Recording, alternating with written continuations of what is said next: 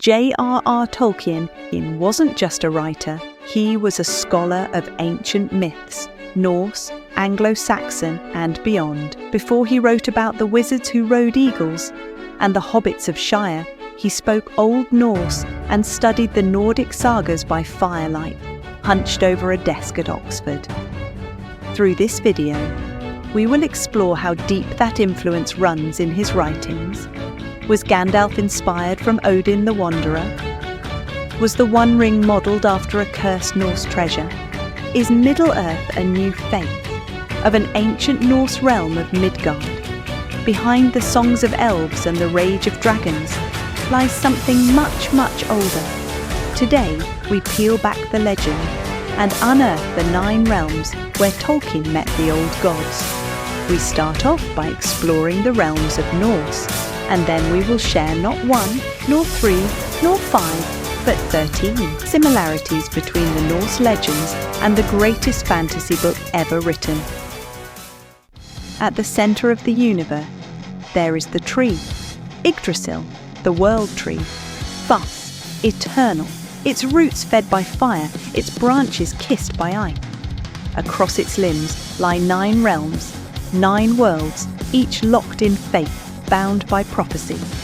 The story of gods, giants, dwarves, and the end of all things. But how did the tree and the 9 realms come into existence? Let us find out. In the beginning, there was nothing. No land, no sky, no stars. Only the great void. They called it Ginnungagap, the yawning emptiness between worlds, a place without time, without form, without breath. To the north, ice. To the south, fire.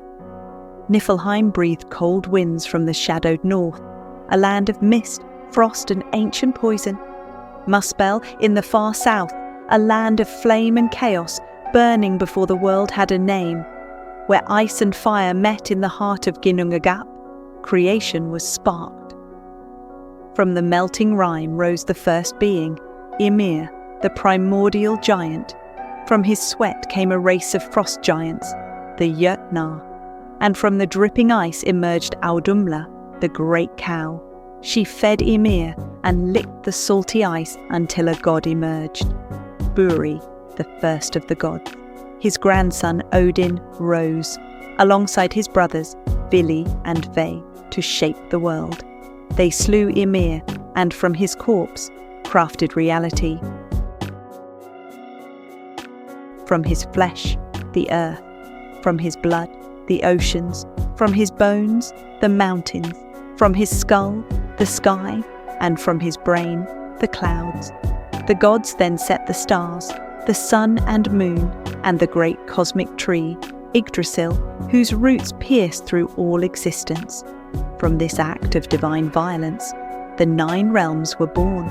Asgard, home of the gods, Midgard, land of men, Jotunheim, realm of giants, and 6 others we shall now journey through. This is not just mythology. This is the blueprint of fantasy, the skeleton beneath Tolkien's Middle-earth. From the bones of the world rose something vast, living, sacred. Yggdrasil, the world tree. Its roots dig into the underworld. Its trunk anchors the mortal plane. Its canopy brushes the realm of the gods. 9 realms bound together by the roots and limbs of Yggdrasil. A vertical cosmos, not flat, not spherical, but layered like a divine axis. Upon its branches sits an eagle. Along its spine races a whispering squirrel, and deep in its roots, a dragon gnaws forever. At its roots, the Norn shape fate, past, present and future, bound not in books but branches. In Tolkien's legendarium, the echoes remain, sacred trees, layered worlds, realms divided by light and shadow. To understand the depth of Tolkien's inspiration, it's imperative to learn about the 9 realms. Midgard, the central realm, the world of mortals. This is the realm of humanity, bound by fate, guarded by gods and encircled by the Midgard serpent, Jörmungandr, born from the flesh of Ymir, shielded by the gods with a great wall made from his eyebrows. Here, men wage endless war, build kingdoms, write sagas, and live short, fierce lives beneath the eyes of gods. It is connected to Asgard by the Bifrost, the Rainbow Bridge. But mortals may only walk it once, in death or in glory. Alfheim, the radiant homeland of the Light Elves, lies in the upper branches of Yggdrasil, closest to the divine glow of Asgard. Its inhabitants are said to be fairer than the sun and wiser than most gods. They are creatures of grace, beauty and power, governed by Freya, gifted with light and art. But light cannot exist without shadow, and the elves' war with their dark kin still rages. Svartalfheim is not a place of thunder or flame. It is a realm of silence, deception, and forbidden power. A realm below the roots, feared by gods, forgotten by men. Here dwell the Svartalfar, the Black Elf. They walk between shadows, wielding magics older than Asgard's walls. Pale of spirit, masters of illusion and secret magic. Their magic is not of light, but of shadow. Illusion, misdirection, and curse, they do not march. They strike from shadow, unseen and unfelt until it is too late. They hold secrets the gods would silence, and truths even Odin won't speak aloud. To name Svartalfheim is to summon its shadow, and its shadow always listen. Nidavellir is not just a realm of metal. It is where myth is made tangible, where the weapons of gods and the chains of monsters are born, a realm of creation and corruption, power and peril, born in fire, etched in stone, hammered into legend. Here dwell the Tvegar, the dwarf, craftsmen of the divine, keepers of the unbreakable, Mjolnir, Gungnir, Draupnir, not treasures, but tools of destiny. They forged Gleipnir, the chain that holds the wolf Fenrir, light as silk, stronger than truth. But the forge does not only shape glory, it fuels greed, pride, and ruin. Yet the forges of Nidavellir still burn, and in their fire the future is forged. Jotunheim is not merely a land of frost. It is the memory of the old world, the unbroken will of chaos, and the doom that waits beneath the ice. The Jötnar do not forget. They do not forgive. They endure, born before order, shaped in frost and chaos. The Jötnar of ice and stone, older than Asgard itself. Thor hunts them, Odin fears them, for in the bones of the giants lies the death of the gods, and from their depths coils Jörmungandr, the world serpent. So vast he encircles Midgard. In Utgard they wait, watching, planning, for prophecy favours the giants. In the end, Jotunheim stirs. The storm is not coming. It has already begun. Vanaheim is a realm of life magic, of ritual and healing, where the scars of war have been overtaken by forest. It's a realm untouched by flame or frost, is a garden beyond the memory of men. Here dwell the Vanir, keepers of magic, fertility and foresight, gods of green blood and ancient peace. They do not build monuments to power, they grow them into the roots of the world. Once they went to war with Asgard, but peace was sown in blood and bound in marriage between Odin and Freya. In Vanaheim, life is not given, it is nurtured. Rituals weave life into the roots of the world. The Vanir's peace with Asgard holds, but it is not without its roots in prophecy. When the 9 realms fall, it is from Vanaheim that the new green may rise. Niflheim, the first realm, is not a place of judgment. It is a place of stillness, forgetting, and unwanted end. Here, the dishonoured rest in ice, and hell watches in perfect silence. Here flows Slid, a river not of water, but of poison and sorrow. Through this gate lies Helheim, ruled by Hel, daughter of Loki, queen of the forgotten dead. Half beautiful, half dead, Hel welcomes no heroes, only those whom even the Valkyries forget. This is no Valhalla, no feast, no song, only silence and waiting. In Niflheim, time has no voice, the dead do not speak. Muspelheim is a realm of living apocalypse, not just the domain of flame, but its very will.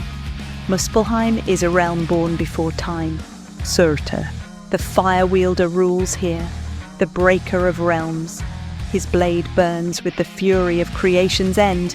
When he marches, all 9 realms will tremble. Fire will climb the roots of the world tree.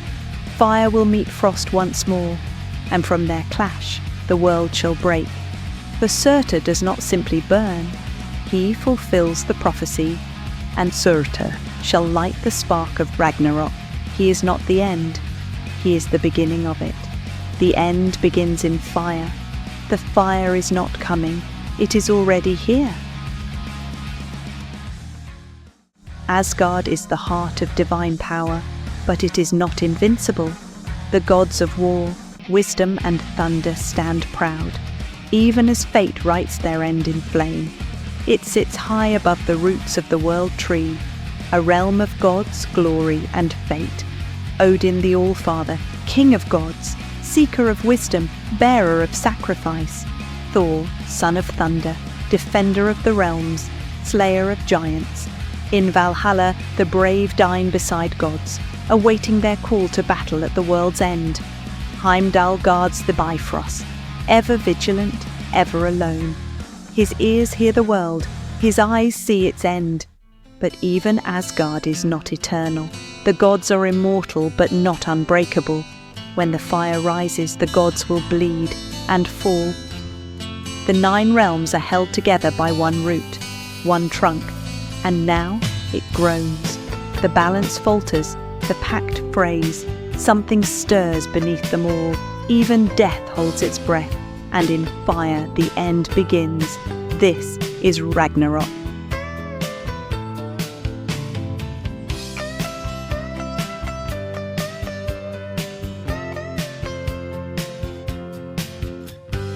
Everything we've seen is about to fall. The end begins not with fire, but with a horn. Heimdall sounds the call. The realms shatter. All of creation begins to fold. The 9 become none.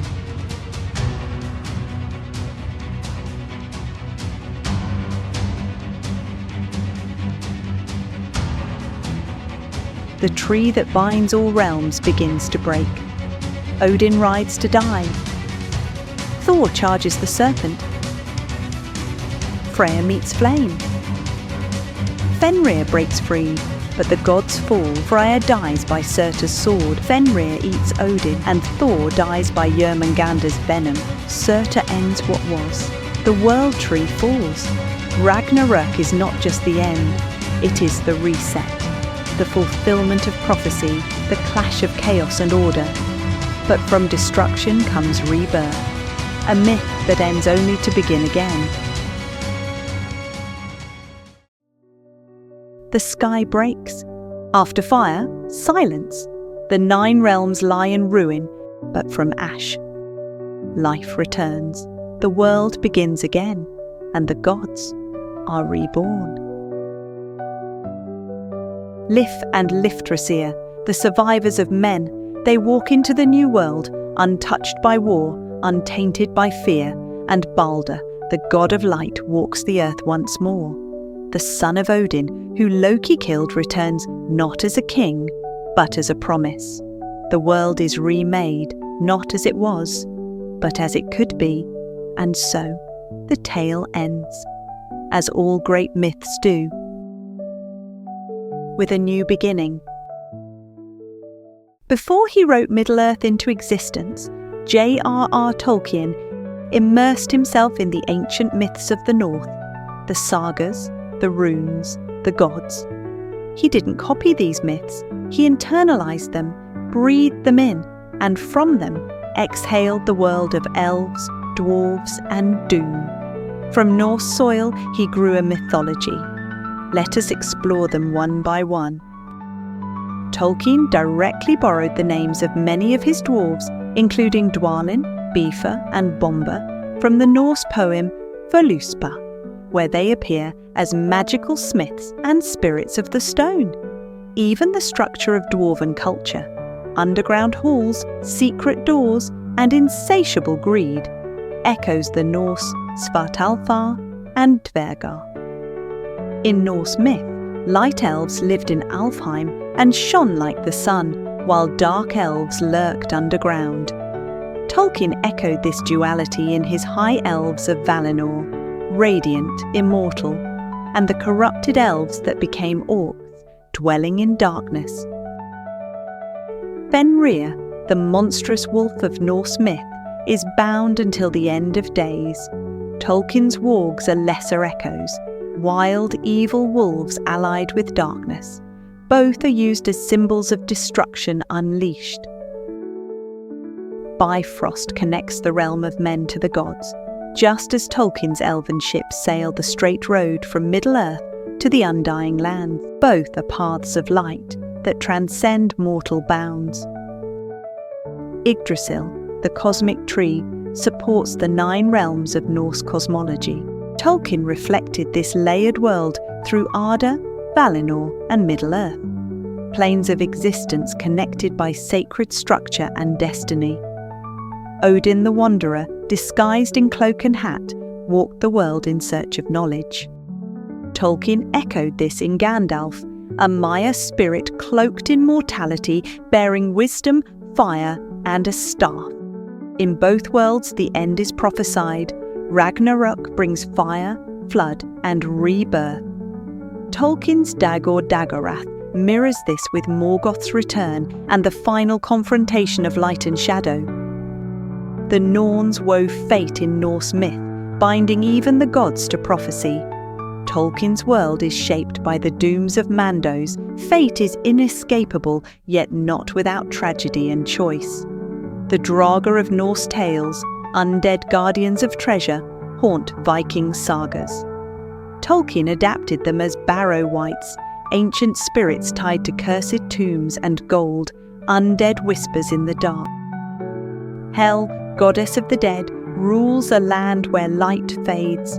Sauron's Mordor is her reflection, a land of shadow, rot, and dominion.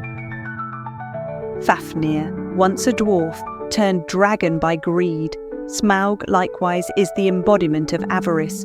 Both guard treasure and represent its corruption. Sigurd and Turin, dragon slayers, sword bearers, doomed men, both kill with cursed blades, both die by fate. Their stories echo and end in sorrow. Andvaranaut, the cursed ring of Norse legend, brings doom to all who possess it. So does the One Ring. Both are treasures no hand should hold. Tolkien didn't rewrite the sagas. He sang them again in a new tongue.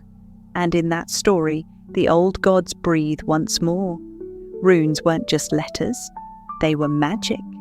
They revealed fate, cast spells, named power. Tolkien revived this lost magic, building entire languages where names could command and shape reality. Thank you for watching the video. If you liked the video, please give it a thumbs up. For more such content, subscribe to the channel and click the notify bell. Tell us in the comments what you like the most. Also, tell us what other stories you would like to hear. See you all in the next video.